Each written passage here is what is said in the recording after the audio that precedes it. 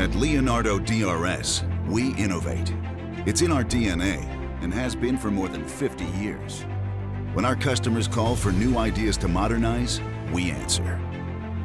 We answer the call because we believe ensuring mission success means giving warfighters the tools not only to get the job done, but to provide them with the best protection possible.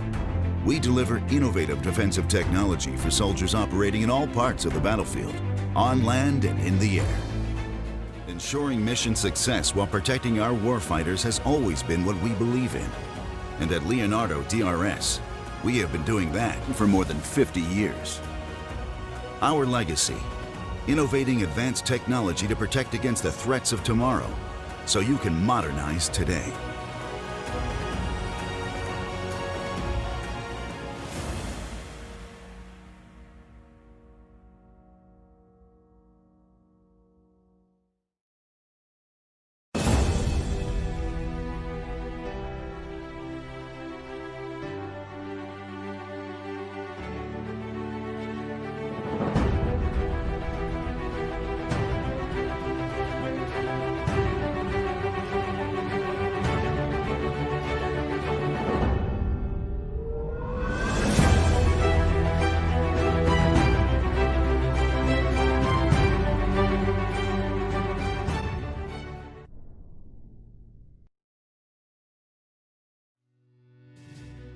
We're pleased to welcome you to the AUSA Noon Report, our virtual series featuring senior Army leaders, providing important updates on key defense topics. Our host today is the President and Chief Executive Officer of the Association of the United States Army, General Carter Ham. Good afternoon and welcome to the AUSA Noon Report. We're really glad that you've joined us today, and we very much appreciate your continued support of AUSA's programs, but also of America's Army.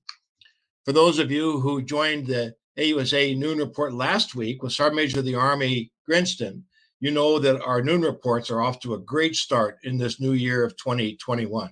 In fact, today's audience is the largest Noon Report audience that we've had registered, with over 1,000 people pre-registering, including the 35th Chief of Staff of the Army, General Retired Pete Schoonmaker, about a platoon's worth of former Vice Chiefs of Staff and other 4-stars, and a number of Assistant Secretaries, but we consider all of you VIPs and are very, very thankful that you've joined us today. A special shout out to today's sponsor, Leonardo DRS, for their support of this edition of the AUSA Noon Report. Leonardo DRS has been an AUSA national partner since 1986 and has served American troops in the United States and around the world for more than 50 years. Thanks, Leonardo DRS, for your longstanding and your tremendous support, not only to AUSA, but to America's great Army. Thank you. You know, it's been our tradition over the past several years at AUSA in January to host the Chief of Staff of the Army, an opportunity for the Chief to discuss with a wider audience his vision about the way ahead for the United States Army. Conditions this year obviously preclude us from getting together in person, but we're nonetheless very, very thankful that General McConville has taken time to join us today, and we're very appreciative of that, to be sure. General McConville has served as the 40th Chief of Staff of the Army since August of 2019. Immediately prior to that, he served as the 36th Vice Chief of Staff of the United States Army. You can access his full bio in the handout portion of the screen on your screen if you'd like to read more. But let me just say that Jim McConville is one of those soldiers who truly has been there and done that. He's had all the hard jobs, served in all the hard places in combat and in peacetime around the United States in a variety of assignments. He comes from an Army family. Mrs. Maria McConville, his spouse, is an Army veteran, and his children serve. He is truly an extraordinary leader, and we're very, very pleased to have him with us today. The Chief will make some opening remarks that we look forward to, and then following that, we'll enter into a question and answer session facilitated by General Retired Bob Brown, AUSA's Executive Vice President.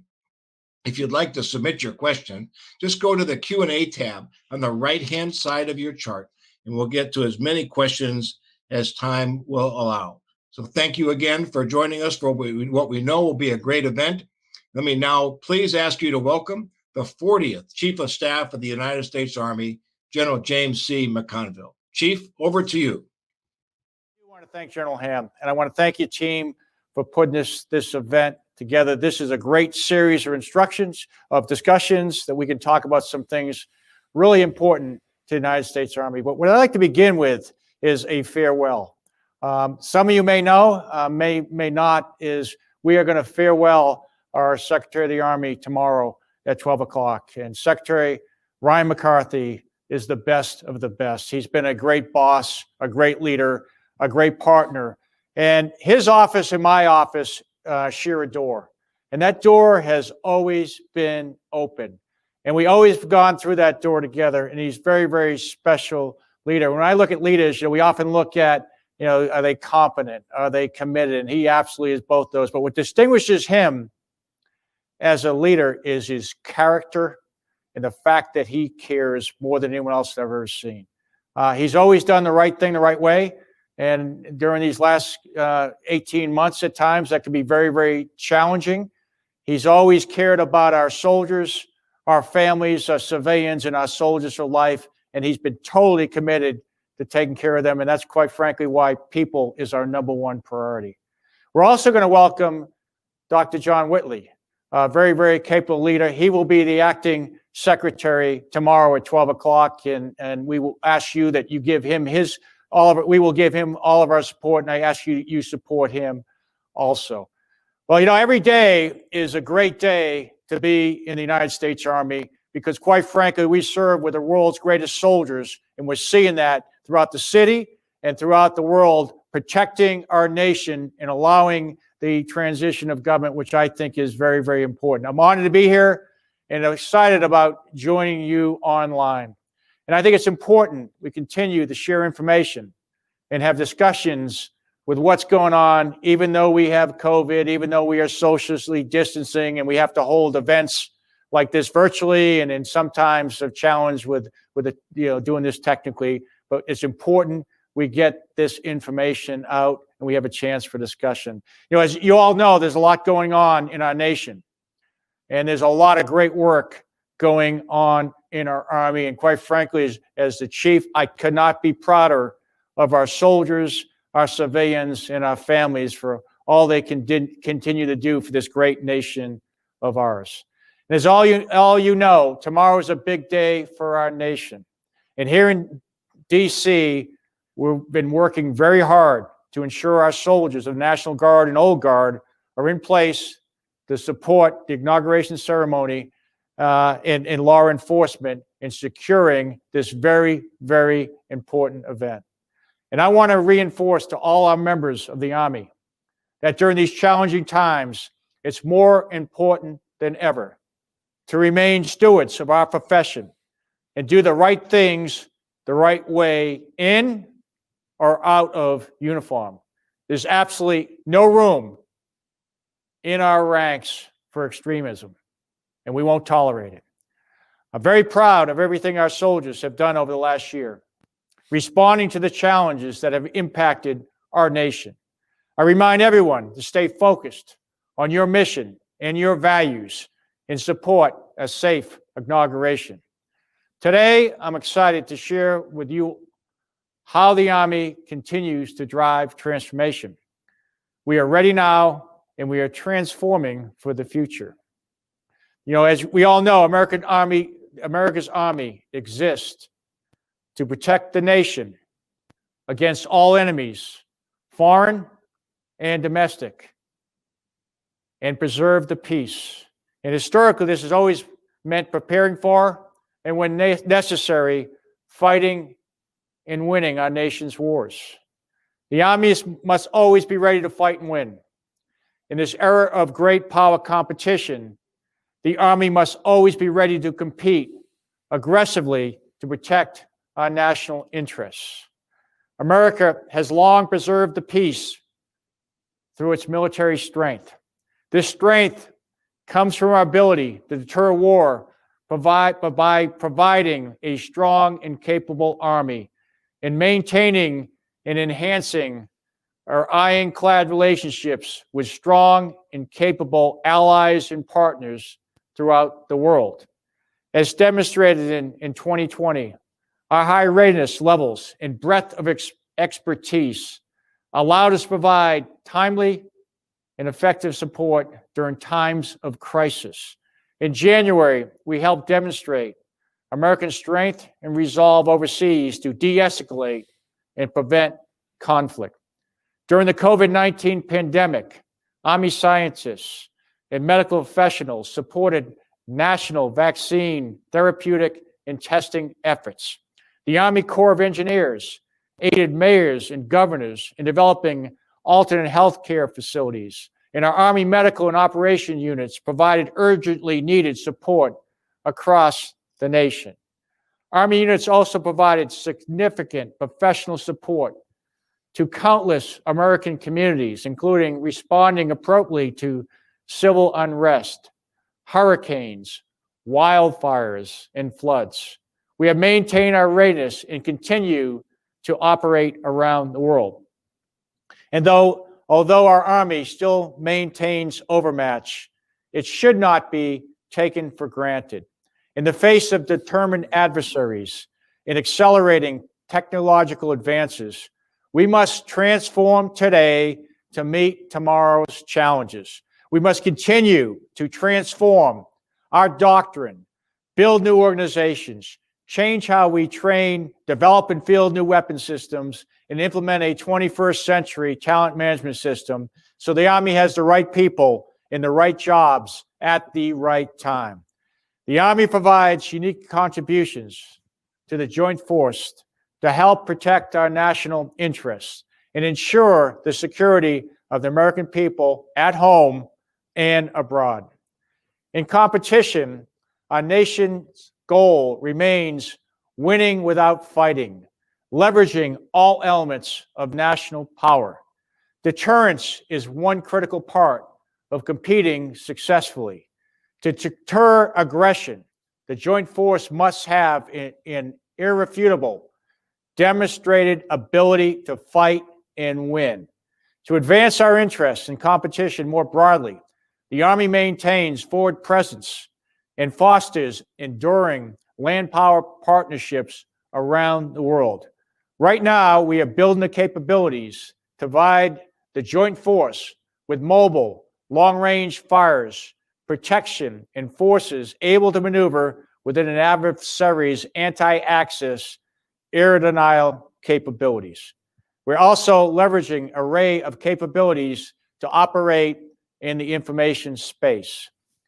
And we boost the credibility of our deterrence message with our demonstrated commitment to closely integrate with the rest of the Joint Force and our allies and partners. This inflection point that we have today requires us to apply innovation, creativity, and information processes towards the application of combat power. Our nation's adversaries have closed the Joint Forces' qualitative and quantitative advantages. If the Army does not transform, it risks losing the ability to deter and preserve the nation's most sacred interests. I have set an Army aim point for 2035 as the date at which the Army will be modernized and prepared to dominate our adversaries and to sustain multi-domain operations. 2028 is our waypoint, a point at which we will comprehensively reassess our assumptions about the future and adjust our investments accordingly. And that's why in Army today, it's about people first and winning matters. Because when we send the United States Army somewhere, we don't go to participate, we don't go to try hard, we go to win. There's no second place or honorable mention in combat. And we win by developing cohesive teams that are highly trained, disciplined, and fit. We win by doing the right things the right way, and we win through our people. And that's why we put people first, and that's why people are our number one priority. Transforming starts with people and how we are competing for talent, managing and taking care of our people. And that's why the people strategy was published. And that's why, as I've said before, people are our number one priority.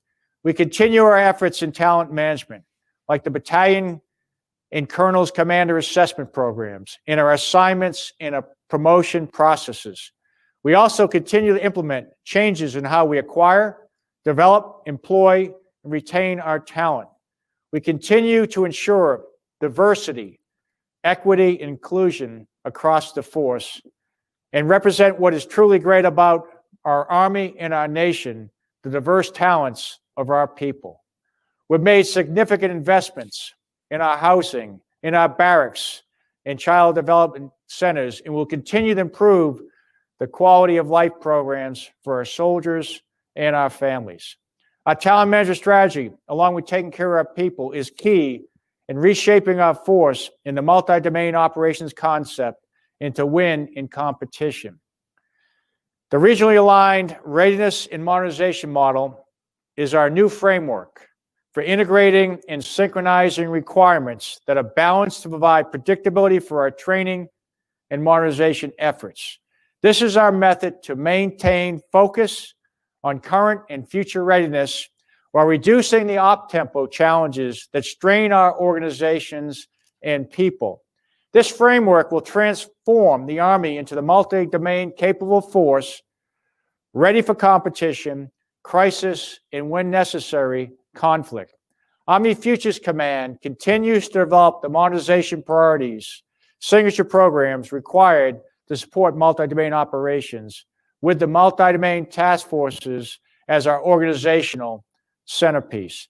These organizations will provide agile capabilities tailored to each theater's operational requirements. These capabilities alone won't get us the advantages we need without the right implementation through calibrated force posture and power projection. Calibrated force posture is aligning the right units in the right regions through forward positioning, rotational forces, or dynamic force employment. We are enhancing our ability to set the theater to ensure we have access, basing, and infrastructure in place to rapidly deploy forces when required. In the Indo-Pacific, we see the Army playing a critical role in working with our allies and partners in posturing critical capabilities. As this chief, to show the importance about the Indo-Pacific, in the last 18 months, I have traveled to the theater 3 times, visited multiple countries, and I have 2 more trips projected in the near future. We are focused on maintaining and enhancing those relationships. For example, we are executing Defender Pacific 21 to focus on the Southwest Pacific, where we'll deploy a multi-domain task force, draw our Army pre-positioned stock, and exercise our Army watercraft. The multi-domain task force will have the capability to provide long-range precision effects and long-range precision fires to penetrate anti-axis aerial denial systems and facilitate joint maneuver. The Army continues to adjust our forces in Europe and the Middle East to ensure we have the right global calibrated force posture. We recently completed the Army's Arctic strategy to provide the nation with capabilities to compete and deter conflict in this region. We are looking at transforming a 2-star headquarters into an operational headquarters. We're looking at establishing a multi-domain task force in the region, and we're looking at establishing an Arctic capable brigade. Optimizing the employment of our forces and being able to demonstrate our capabilities through combined exercises and power projection are critical. In closing, a critical component of our nation's ability to preserve the peace is through its military strength. The Army's multi-domain transformation provides a strong and capable Army with the capabilities and posture to compete and win. Thanks again for inviting me to be here. I look forward to your questions.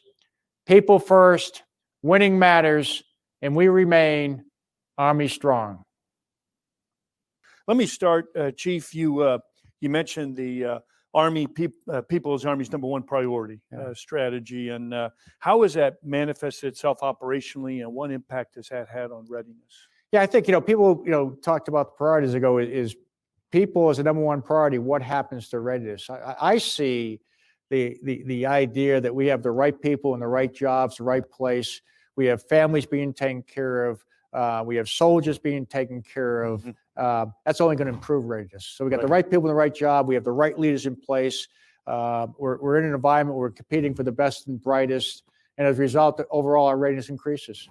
Yeah, it's a great point. Some folks think it's a competition. No, they work together. And as we all know, sure. the Army is people. Right. It's our greatest strength. It's our greatest weapon system. So we're in a competition for the best and brightest, a war for talent, as some people have said, and we want the best and brightest people to stay in the Army. We want them to serve. We want to give them the opportunity to serve, and that's what makes us the best Army in the world. That's great.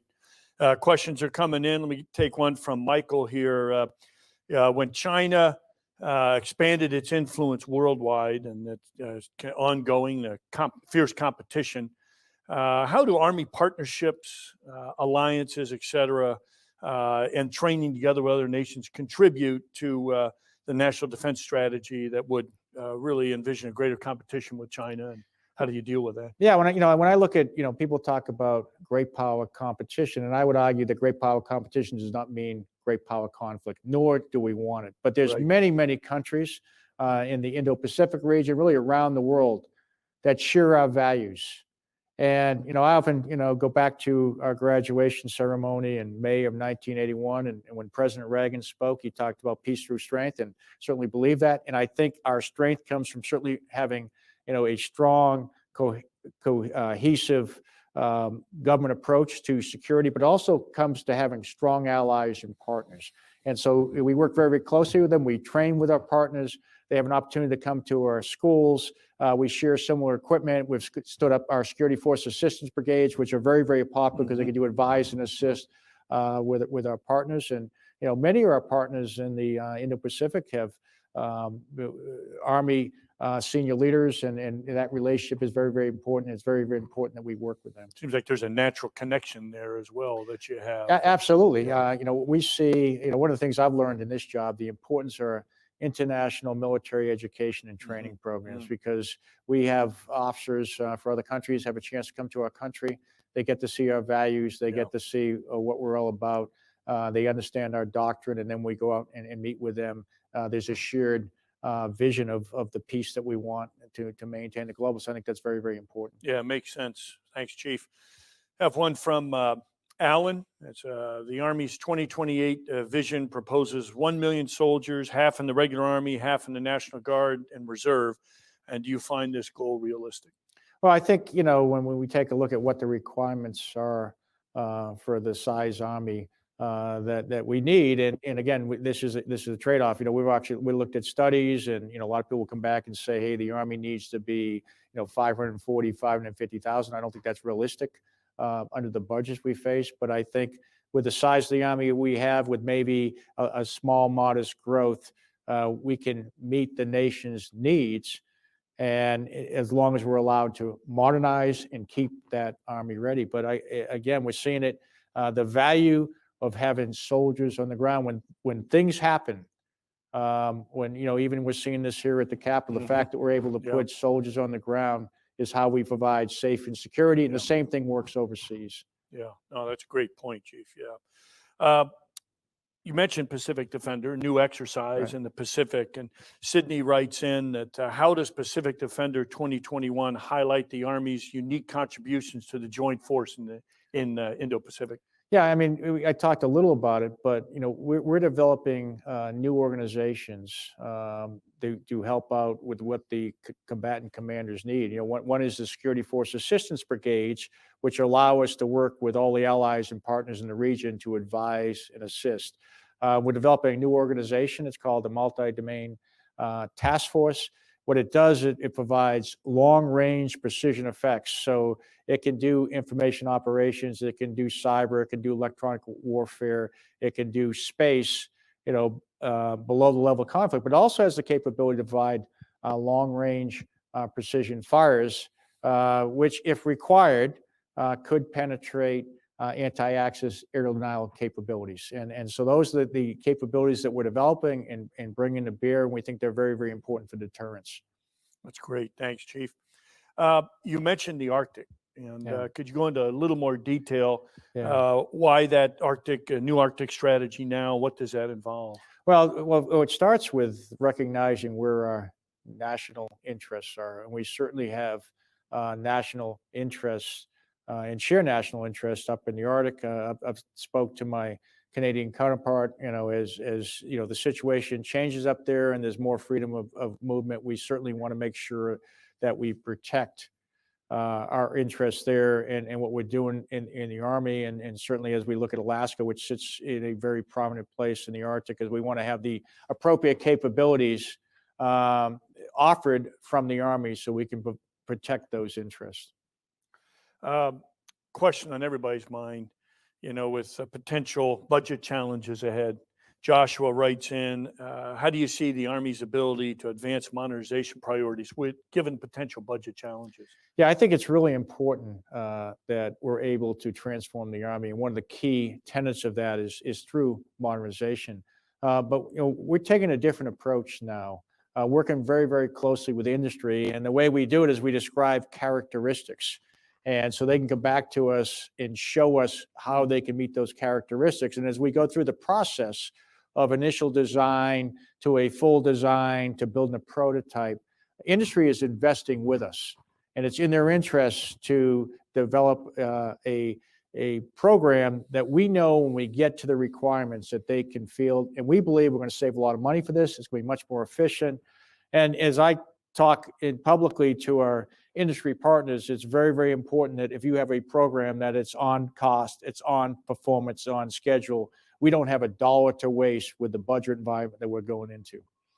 And a lot of progress made in 2020 in modernization. Could you go into a little more detail, some of the key highlights in those cross-functional teams? And I think, again, this is a partnership, certainly working with industry and having even with the Army, the partnership, having operators together with program managers, with technologists, and actually bringing down the cycle to do that. But as many know, we have 6 modernization priorities: long-range precision fires, next-generation combat vehicle, future vertical lift, the network, air and missile defense, and soldier lethality. And we have 31 plus 4 what we call signature systems. I'm amazed at how quickly Futures Command with ASALT, with industry, is developing the system. By way of example, hypersonic missile capability. We've tested that successfully already. That is a game-changing capability, and we'll be fielding the first batteries in 2023. A mid-range capability to sink ships as required is coming along very nicely. Our precision strike missile is, again, coming along very nicely. It's been successful in tests. We've demonstrated our extended range cannon artillery, and we're shooting at ranges that we never envisioned before. Our next generation combat vehicle is out, and we have multiple industry partners that are designing right now, coming with innovative designs for that vehicle. Future vertical lift, we have downsized to 2 aircraft or 2 manufacturers or 2 competitors in that, and they're flying those aircraft right now. And I could go through each of them, but what I'm seeing and what's really key, one of the key things is this this topic or this concept that we call convergence. It's how do we bring these systems together? So we talk about the network, we talk about integrated air and missile defense. We're going to bring these systems together with our joint partners under what we call CJAD C2, a combined joint all-domain command and control Simple system. acronym. We can have it, in fact, and we added the C to it because we thought it was so important that our allies and partners are part of this team And it's pretty impressive. We did a thing out in Yuma with a convergence, and the idea that we could, from a sensor to a shooter, we're talking seconds, vice minutes, which I thought was very, very impressive. Yeah, it's impressive what it's been able to do, and certainly key to winning in the future and deterrence, as you mentioned before. Thanks. Yeah, That's winning great. is. I mean, and what we like to do is project such strength that you don't have to fight. Right. But in order to do that, you got to show people that if you do fight, you will win, and that's Right. kind of the whole dynamic when it comes to deterrence. So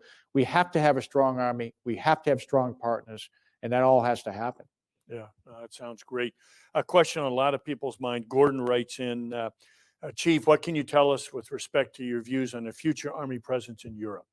Yeah, I know there's been some discussions on Europe. What we'll do is follow the administration's lead. Many of you may be aware that we stood up a 4-star command, U.S. Army Europe in Africa under Chris Cavoli. I think that was extremely important because, again, working gives them the opportunity to work very, very closely with our NATO partners or allies and partners in the region and look at the region as a whole. We stood up the 5th Corps, which is focused on Europe. So we have an operational command and control. Headquarters can do that, and we have other options that we can work our way through that we will align with the strategy that the administration puts out, and we'll be able to provide that best military advice on how to do that. That's great. Thanks, Chief. There's you mentioned earlier the 31+4 modernization programs, and a question from Stephen: are you relooking to critical legacy sustainment enablers that will support that?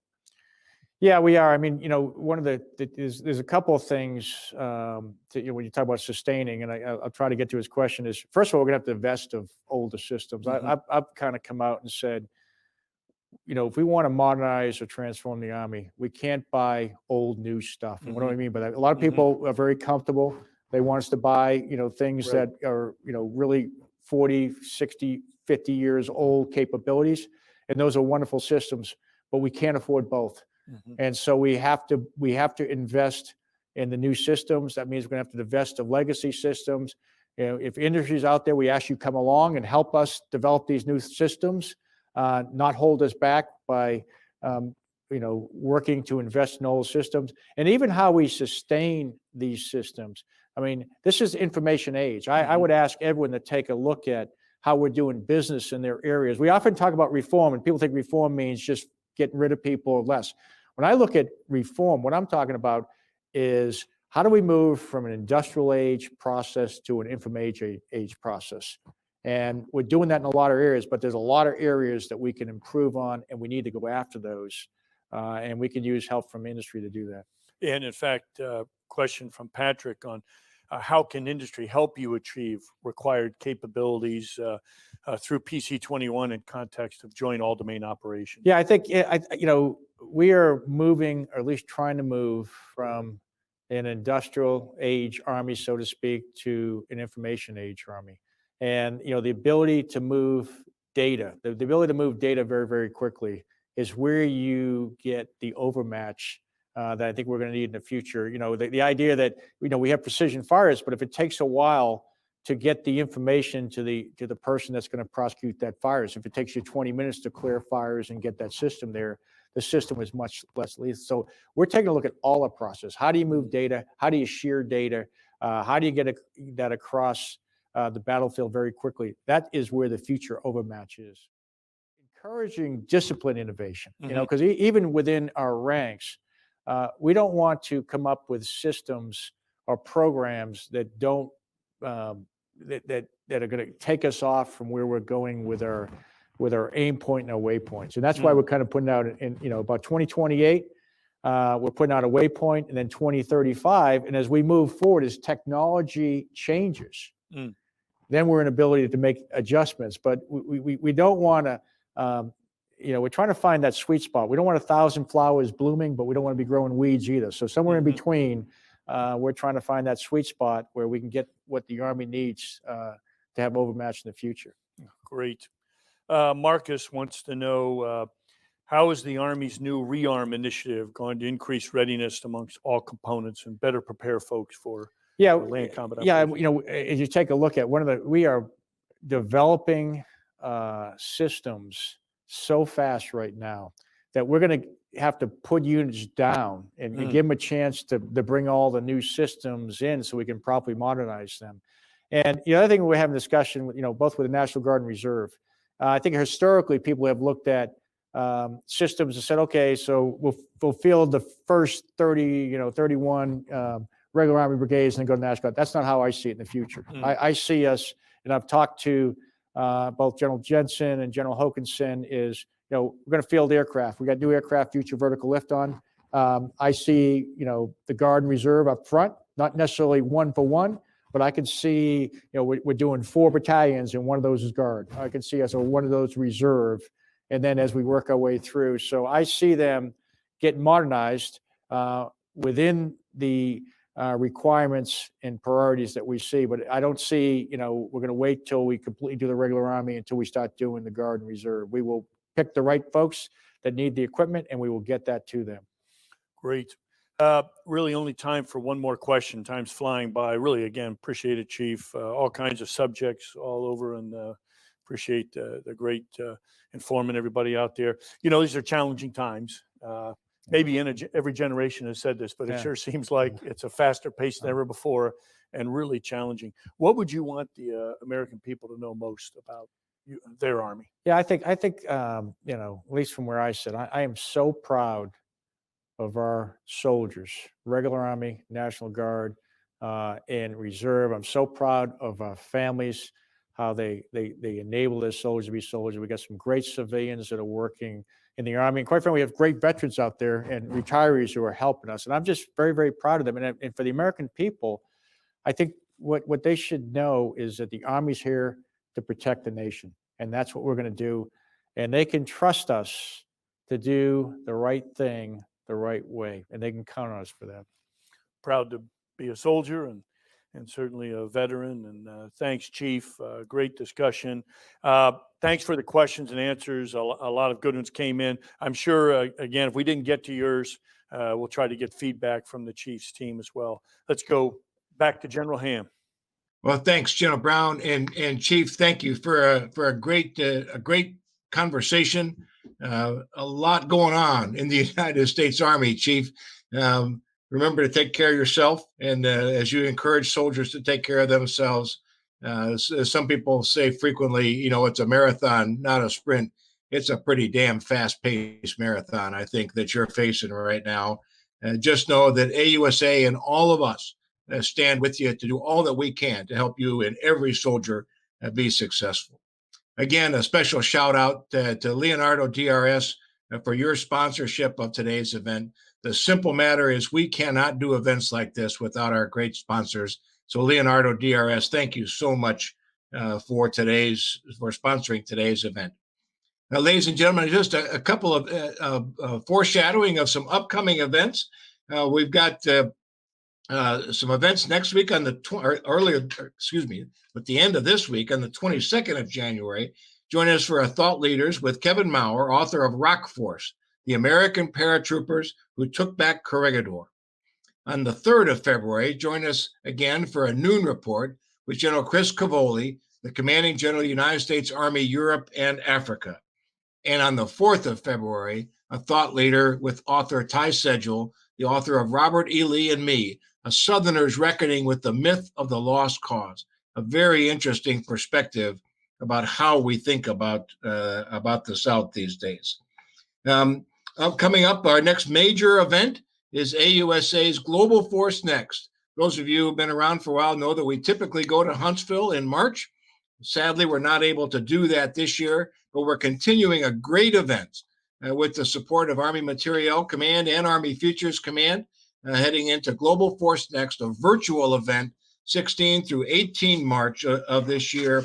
Registration will open in about 2 weeks, and we'll talk about many of the modernization efforts that the Chief just outlined for us. And finally, be sure to save the date for the AUSA annual meeting, October 11th through 13th at the Walter E. Washington Convention Center in downtown Washington, D.C. And by goodness, we are sure hoping that we will be able to be back in person for what has become a premier event. We look forward to that in a mere 265 days. And then shortly following that, in 326 days, on December 11th, the Army-Navy game. Go Army, beat Navy. Register for all three of these events at ausa.org. Get more information and the agendas. Finally, let me give a personal thanks to all of you who are AUSA members. Your membership really does matter to us, and it is what allows us to put on great events like this.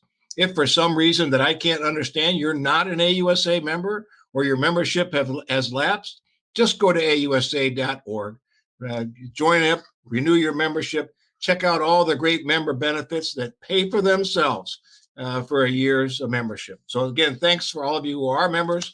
For those of you who are not yet members, today's the day, ausa.org. Again, Chief, thanks for your leadership. Thanks for a great day today. Thanks all of you for joining us for today's AUSA Noon Report. Let's have a great Army Day.